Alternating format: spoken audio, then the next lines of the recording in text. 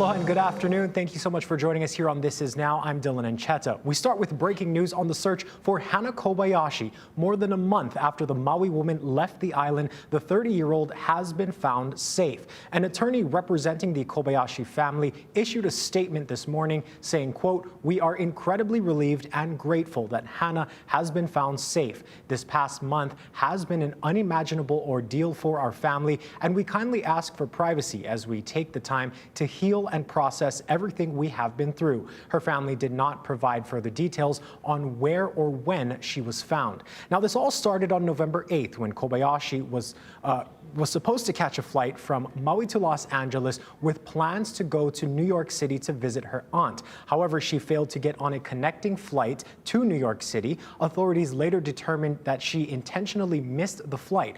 Over the course of the next several days, concern grew as bizarre text messages were sent and unusual financial transactions were reported. A massive search began and dragged on for weeks.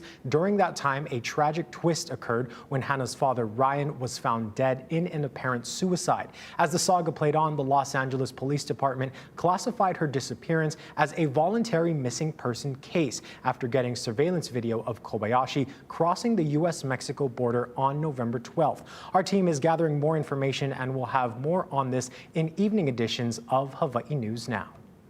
And now to our other big story we're tracking, which is the weather. Let's take a live look now out at Wailea on Maui. The strong winds are blowing through, and of course, that is making for some concerning conditions in relation to fire danger. It is a first alert weather day. That mixed with low humidity increase that risk for brush fires to quickly grow. And keeping tabs on all of the latest out of the weather department, let's send things over to our first alert meteorologist, Drew Davis. Drew? Aloha, Dylan. Like you said, today is a first alert weather day for Maui County and Hawaii Island. Right now, we're not seeing as strong of winds over parts of Oahu and Kauai, but it's still breezy across the entire state. We did have a first alert weather day up for Thursday yesterday, but we are only keeping the first alert weather day active for today. Tomorrow is still concerning. We're tracking wind advisories over the eastern half of the state. This is going to continue until 6 p.m. on Thursday. Like I said, that does not include Kauai or Oahu right now, and a high wind warning up until 6 p.m. this evening for Mauna Loa and Mauna Kea. Taking a look at our wind speeds outside right now, out of the northeast, relatively breezy, and these are going to continue to get stronger throughout today. In town, around 18 miles per hour. Out of the east, a little bit breezier over parts of Maui County. By 2 p.m. today, we're seeing sustained winds close to 30 miles per hour in Kahului, 20 miles per hour in town, and of course in downsloped areas just downslope of Mauka regions, those winds get even stronger. Coming up in my full forecast, I'll give you a further breakdown on this and the increased risk for fire danger. Thank you so much, Drew. We've also been following another breaking story all morning of a shooting at Farrington High School in Kalihi. We're gathering more details, but here's what we know so far. HPD was called to the campus just after 4 this morning. We know a 21-year-old security guard was shot in the leg. He was rushed to the hospital in serious condition. Farrington High School is closed today in what officials are calling a precautionary move. There's no word yet on a suspect. And in national news, a forensic match ties a murder suspect to the brazen killing of the UnitedHealthcare CEO in New York last week. Bradley Blackburn has more on the case. Murder suspect Luigi Mangione is in custody at this state correctional institution in Pennsylvania. He's fighting extradition to New York to face trial in the execution of UnitedHealthcare CEO Brian Thompson. New York Governor Kathy Hochul will have to sign an extradition warrant to secure Mangione's return, which legal experts say is only a matter of time. I think this will happen. There will be an extradition. What he's indicating is that he's going to fight at every step of the way. Mangione's attorney says he hasn't seen anything proving his client's guilt. I need to see evidence. We're entitled to see that, and we need to see that. No fingerprints on the bullets at this time, but we did have one fingerprint on the cell phone that was recovered. CBS News has also learned fingerprints found on a water bottle at the crime scene match Mangione's prints at his booking. Police say the 26-year-old suspect was arrested with a 3D printed gun, silencer, and a handwritten 3-page note, reading in part, "These parasites simply had it coming." He certainly was trying to justify what he was doing. Of course, you cannot justify what he did. Authorities believe a motive may be rooted in a debilitating back injury Mangione suffered. Legal experts say his defense appears to be taking shape. I think the defense here is going to be not it. Prove that in the video of the killing, that is truly him. Prosecutors say they intend to. Bradley Blackburn, CBS News, New York. It's been over a week now since crime boss Mike Miskey was found dead in jail, and it's still unclear what caused his death. And now his attorneys are pushing to dissolve the legal cases against him. They filed a motion to vacate his 13 guilty verdicts, as well as the federal indictments in the criminal enterprise trial. Miskey's lawyers are citing a legal doctrine that says because he died before being sentenced, the convictions should be dismissed. Courts have upheld this for years. This could mean the government cannot seize more than $25 million of Miskey's assets, leaving his estate to his mother and other relatives. Everything that's been done is undone, and it's based both upon the defendant's due process rights, which have not been fully utilized yet, which if he had been alive would continue on, but it's also based upon an old religious construct that you don't want to send someone to meet their maker on a criminal charge that hasn't been fully adjudicated. The U.S. Attorney's Office could file a civil lawsuit to keep the forfeiture process moving forward for Miskey's home, boat, cars, artwork, and cash. Meanwhile, we are still awaiting the results of an autopsy to determine his exact cause of death. Back in national news, the wildfire outside of Los Angeles continues to burn. More than 3,000 acres have been scorched so far, and several homes have been destroyed. Carter Evans has more. Oh, dude, I can't stop this. This is what Brian Rapp saw as he tried to save his neighbor's house with a garden hose. Ouch! There were no firefighters around, so he called the community brigade. I told them we didn't have any engines and they needed help, and they came, and These are volunteers. these are volunteers. Okay, you can open it. Okay, you ready? Yeah. All right, here we go. Together, he says, they saved several homes, and when the brigade finished, they left Rapp better equipped. He's still putting out hotspots now, on his own. This was the view from Malibu City Council member Bruce Silverstein's house. Well, when we walked out the door, the sky was red. So we decided we gotta get out of here. He watched the flames burn right up to his home on a doorbell camera. While the aerial firefight continues, the flames move so fast, a sheriff's deputy had to abandon his car. And that just shows you the unpredictability of these fires and the winds and how quickly things can shift. Oh my God, I can smell the smoke. And after flames burned dangerously close to Pepperdine University, students are now sheltering in place for a second night. Fire season is not a season, it's year-round in the state of California. Now, this entire area is still under a state of emergency, and firefighters have been adding more helicopters to help in the aerial attack. They've also equipped their pilots with night vision goggles, and that's how they're able to fly this mountainous terrain in the dark. Carter Evans, CBS News, Malibu.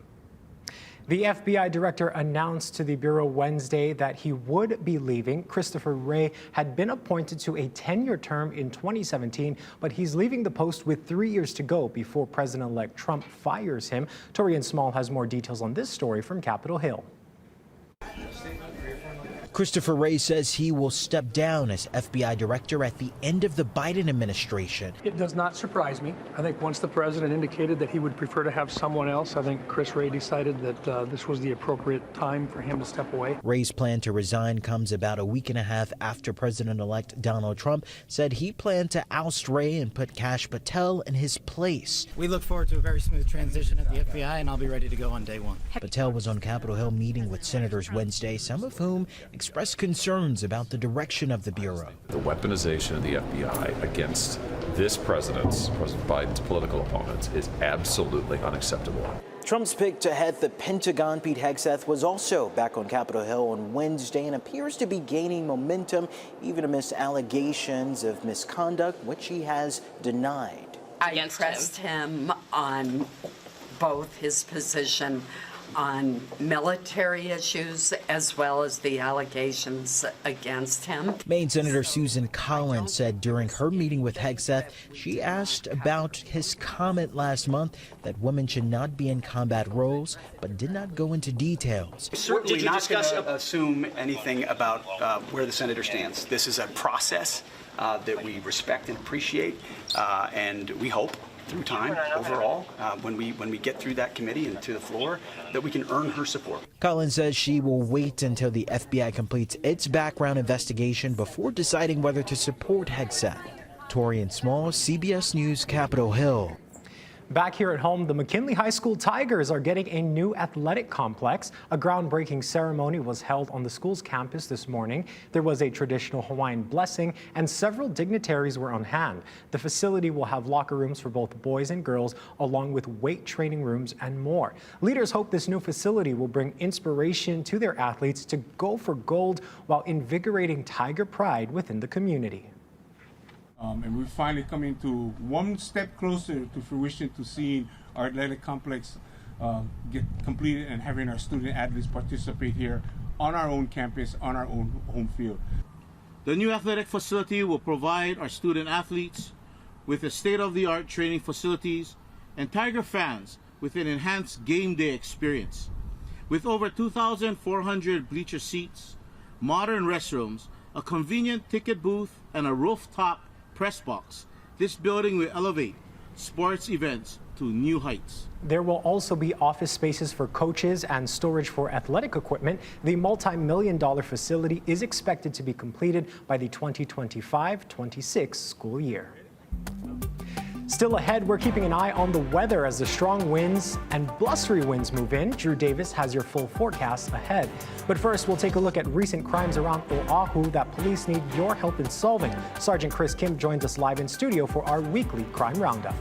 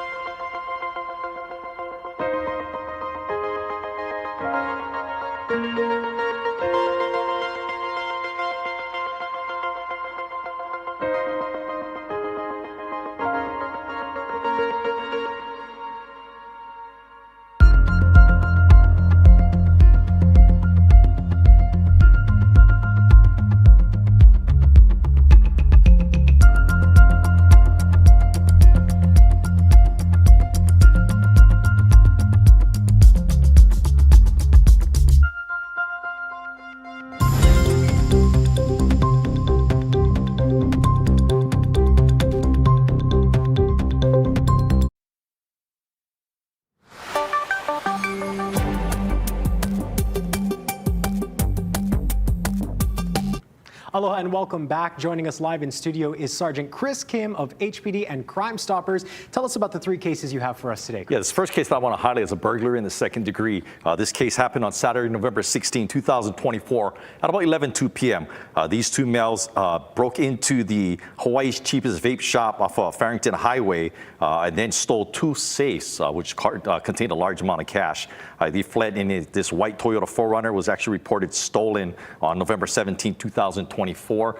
The video isn't the greatest, but we're also using this as a learning tool. Just kind of let businesses know that these type of things are happening. And to be very mindful to maybe not necessarily, reconsider leaving large amounts of cash in the safe within the business. Definitely. Let's go on to our next one here. Okay, our second case is a theft in the first degree. On Tuesday, November 12, 2024, about 9:50 a.m., an elderly victim was over at the Waipahu Festival Marketplace off of Waipahu Depot Street when he was approached by an unknown Middle Eastern female. She then proceeded to try and sell him some jewelry. This is basically that fake jewelry scammers that we were seeing, but now they're getting more brazen in a sense where they're approaching their senior victims and they start putting these jewelry on them. So in this particular case, she had placed a watch onto his arm, and they removed his existing Rolex watch. Oh, no. She also then placed numerous necklaces around his neck and stole his actual gold necklaces. The total value, I believe, was over $21,000 worth of jewelry taken. Wow. Victim did not realize it until he got home and realized that, for one, the jewelry that he had received was all fake and that he was missing his actual jewelry. So please talk to your kupuna, let them know that these type of things are happening. If anybody tries to approach them, just tell them no, do whatever it takes. Oftentimes these people are persistent. But once again, do whatever it takes, even if you need to cause a scene, kick, scream, shout, or whatever. And also for the community out there, if you do see a kupuna being approached by these type of jewelry scammers, please try to intervene, in a safe possible manner. Yeah, and of course, this is not something new. It's something we have been seeing for quite a while now here on Oahu. Yes, definitely. You have one more case for us? Yeah, and finally, this is a theft in the fourth degree on Wednesday, November 13, 2024, at about 5:40 p.m. This male entered the Sugar Hawaii store over at the Parade Center and began to select various merchandise and fled. He's being described as unknown in his 40s, gray polo shirt, blue denim pants. That's very unfortunate. This it's a local store that supports local businesses, and we have people like this taking advantage and stealing items from within. So please, community, let's do our part in helping to identify these people. All three cases we talked about today can be seen over at the www.honupi.org website, bottom left-hand corner, under wanted persons. And that's some of the best surveillance video in that last case right there. Easy to identify. Yeah, he's done. That suspect. Yeah. Chris Kim with a plea to the public for help in solving these cases. Thank you so much for joining us today. We appreciate your time. And still ahead, time is running out to get your gifts in the mail if you want them to arrive by Christmas. We'll have more on the post office rush after this break. And stick around, your First Alert weather headlines and the overall weather pattern coming up.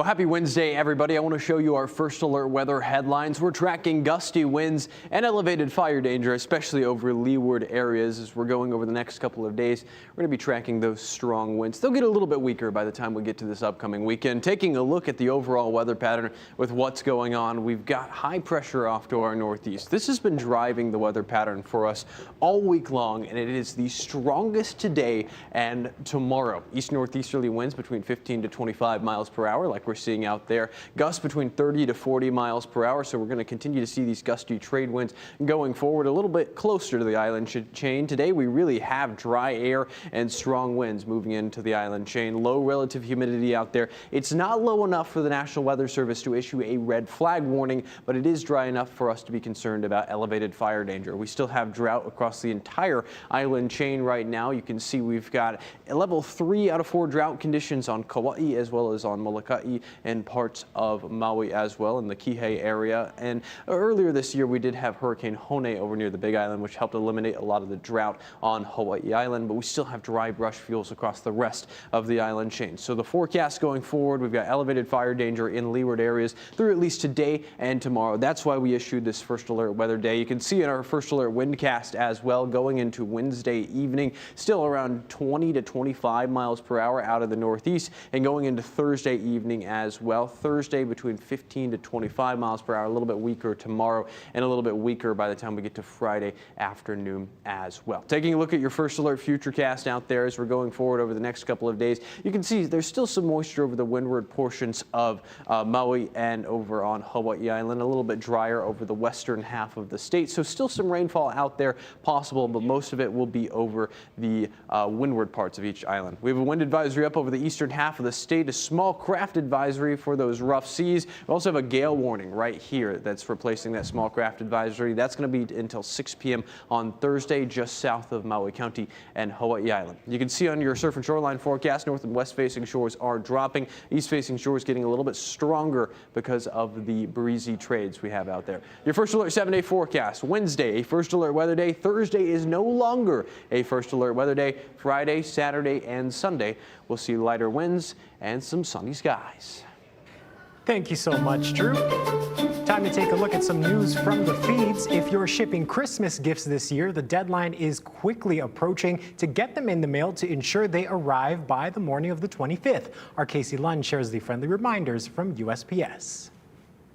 Well, it's all hands on deck here at the main post office right by the Daniel K. Inouye International Airport. This is really the busy time for these folks, the hardworking men and women of the United States Postal Service. We're grateful for the work they do. And to talk a little bit about that work, how important it is, and really what happens here, not just during the holidays, but year-round. Director of Operations, we've got Rodney Talvella with us.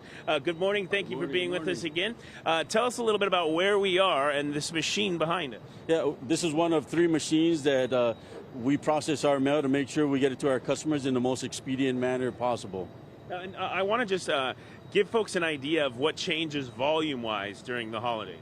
Well, definitely during the holidays, the volume definitely picks up compared to the year, but we're gearing up all year just for this time of year. Yeah, and just for the sake of kind of giving people behind the scenes look, you know, no matter where you ship from in Hawaii, if it's leaving the islands, it's coming through this post office. Yeah, whether you ship a package from Hilo to Kona, it comes through this very building right here. So every parcel that goes in and out of the state of Hawaii comes through this very building. Very good. I also want to talk to your colleague, Joanne Shore, who's been with the Postal Service for more than 40 years, and we appreciate your dedication, your service, and as well as all the folks behind you, because this is really important to you guys. Many of them giving up their holidays to make sure everybody has a Merry Christmas. Yes, our team here is holiday ready, and throughout the Postal Service season, from Thanksgiving to Christmas, we've actually processed more than 5.5 billion packages nationwide. So there's a lot of people who are putting their all into getting these packages, delivering that holiday joy to their customers. I love that, and again, we're grateful. I want to show people what you've got right here, a large priority mail flat rate box. These are a huge advantage for holiday shippers, right? The flat rate box is one of the best deals in the industry. Up to 70 pounds if it fits, it ships. tracking and insurance included up to $100. Very good. In different sizes. And then last question, this is the important one. We want to make sure people know, what are the dates for mainland shipping that people need to get their packages in to you folks before? So for Priority and First Class Mail, Wednesday, December 18th, and Priority Mail Express, Friday, December 20th. But actually, we want to just encourage our customers to mail early and take away some of that stress from the holiday season so they can relax and enjoy. Very good. Joanne Short, we want to thank you and Rodney Talvella and all the people behind us that work every day to make sure packages get where they're supposed to go. By the way, you can avoid a lot of the stress, a lot of the lines by printing your postage online. There are a wealth of services that you can take care of at the U.S. Postal Service website. We have that information at our website, as well as those deadlines at HawaiiNewsNow.com. We'll send things back into the studio for now. Thank you so much, Casey. And Christmas is right around the corner, and we are excited to launch a big giveaway. It is the 12 Days of Christmas. Each day for the next 12 days, we have a new prize for Hawaii News Now fans. You can enter today for a chance to win a $150 gift card from Hilo Hattie. Like Hawaii News Now on Facebook to enter, and stay tuned to find out what our next prize is. Stay with us. We'll be right back.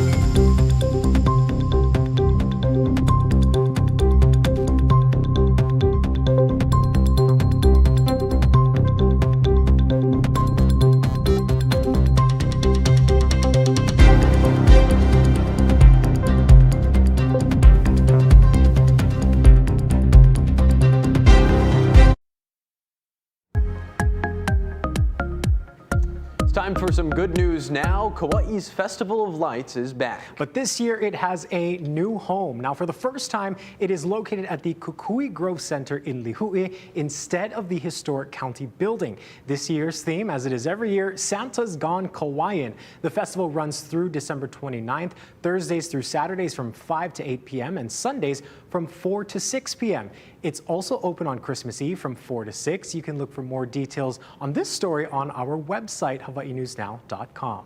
And the Comedy Wildlife Photography Awards announced its winner for the year. So which critter took the top spot? That guy would be this little squirrel who appears to be stuck in a tree. Photographer Milko Marchetti says he was sitting on this photo for a couple of years, but decided to enter it. In addition, we also have a list of the other contenders who didn't make it online. Thank you so much for tuning in to This Is